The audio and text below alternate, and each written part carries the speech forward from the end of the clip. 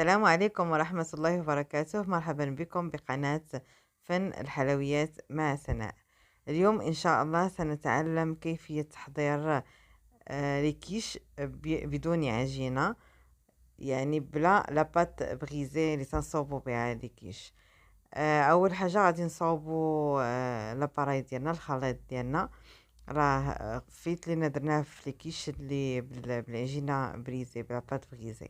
عندنا نص ديال الحليب، عندنا 5 ديال البيضات، عندنا الملح والبزار وسنطربو مزيان.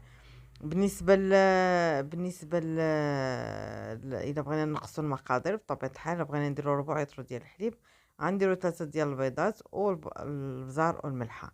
ناخدو أي خضرة بغينا نشحروها، أي حاجة بغيناها في الحشوة، خضرة مع دجاج، طون، المهم أي حاجة حنا بغينا نديروها في الحشوة.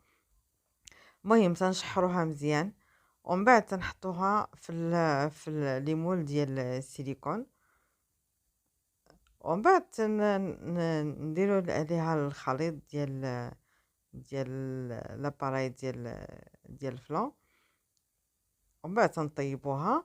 يعني سهلة بزاف سهلة بزاف. صافي من بعد تنطيبوها، تنحطوها تنخليوها شوية تتبرد، من بعد تنقدموها بصحة وراحة.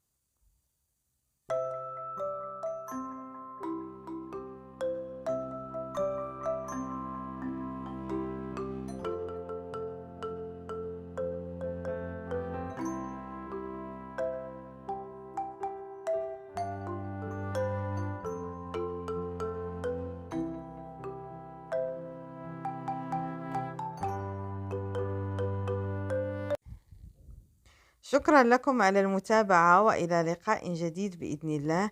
لا تنسوا الاشتراك والتفاعل مع القناة.